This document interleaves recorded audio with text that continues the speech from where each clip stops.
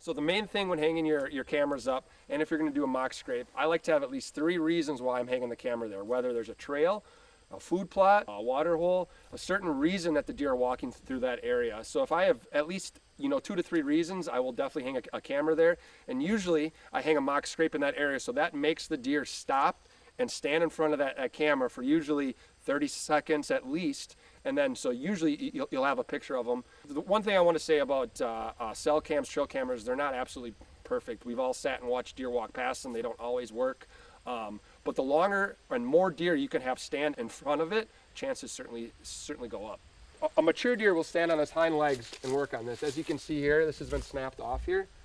So that was certainly a buck standing on his hind legs, snapping this off, whether with his tine or with his mouth. Okay. I don't like that it's this tall. So with a mock scrape, I like to have it, when I'm hanging it, I'm 6'3", so not everyone's that tall. But I like to have the end of the mock scrape right about 3 to 3.5 feet tall. You want fawns hitting this, you want does hitting this, and bucks. You want everything. You want everything hitting this. Okay. So this spot, I think is a good reason. So I'm just kind of visualizing this. Where would I? So then you want to look, where your camera would go.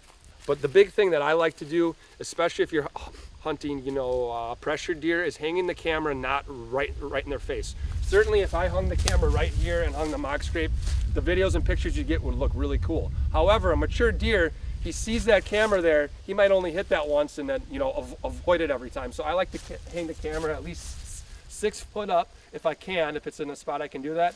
Or I will hang it off, not directly on this tree, maybe I'll hang it on this one. Yeah, certainly back it off. You don't want it right in their face. All right, so a few tips hanging a mock scrape. I like to use anything natural. I know there's ropes out there.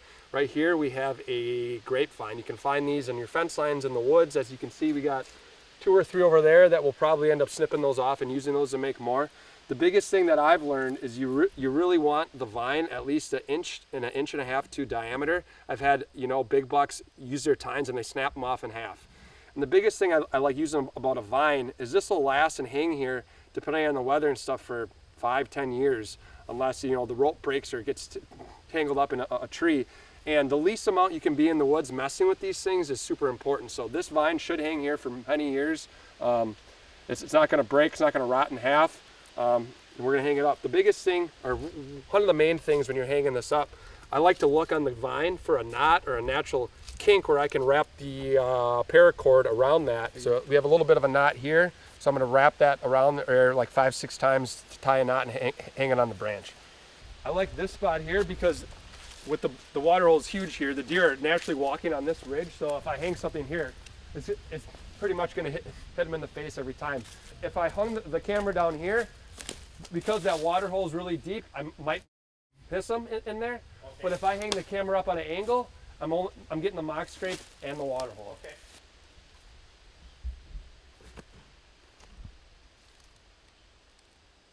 A little bit of give to the branch. So another really important thing when you're doing these is the branch you use, you want it to be certainly alive or thick enough it's not going to break off. I mean, these bucks get super worked up on this stuff and start thrashing around. So I'm going to find a knot on this branch as well too. I'm not going to tie it up on this. I'm going to find a little knot here like we have here. I'm going to eyeball it. I'm going to kind of hang it here and just see how much give the branch has. I've hung these many times and then all of a sudden you get down and it's touching the ground or it's way too high. That should be money right here. Okay, so now we have our vine hung. I'm checking here right at the right height that I like it. See, this branch has some spring, how it moves like that.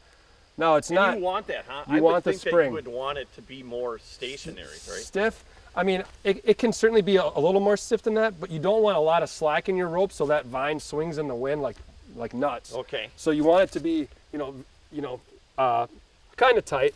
But here, he's gonna walk up on this path here. It's gonna hit him in the face. Deer isn't gonna walk here, right? He's not gonna walk in the ditch. He can't walk that way. This is gonna hit him in the face every time. And he has no choice but to basically hit it. Mock scrapes, deer use them year round. You start seeing a lot more activity on them September, October, November with the rut. But I have some cams out year round, and they're certainly on them year round. Fawns hit them, does hit them. You want all that scent. Deer dust naturally just enhances that, but it basically kicks it off. And then, you know, the first fawn walks up, smells it. Well, there's scent. The doe walks up, there's some more scent. Well, here comes a small Just buck. keeps transferring And it. then next it just builds. Yep. And that's 1 year, 2 years, 3 years. Next thing you know, you have 5 years, and every deer in the area has been hitting this. Interesting. Okay, let's see what you do with the deer dust. So the next step, obviously, this is pretty much already dirt, but I'm gonna go in here. I like to use a rake sometimes, but I'm gonna naturally move all this dirt away, leaves, grass. I like to make them as big as I can, like a truck bed car hood size, and just clear it out like a buck was in here. So any deer walking through here, obviously they can smell this, but now you have the visual with the stick and the visual on the ground as well too, so that's a huge thing. So I'll just keep clearing this out. Wonder how this. So last step, you know, you have your scrape cleared out on the ground, you've checked your branch, make sure it's gonna hold up. Time to apply some deer dust. So I just take maybe 2 or 3 shakes here, and then on the ground, That's it. Huh? that's it. That's it. So another tip as well, not only I like to have it here where they can smell it, but the higher you up you have the scent, it'll disperse a lot easier too with you know any breeze or wind you have. So I'll sprinkle a little bit up here as well. That's it. No, I gotta ask you, how expensive is that? So like I just showed you, it's you know, 2 or 3 shakes on the branch and 2 or 3 shakes on the ground. You know, you'll make a lot of mock scrapes with this. This is only, you know, $12. So, That's it. yeah. Okay. Yep, that's about it.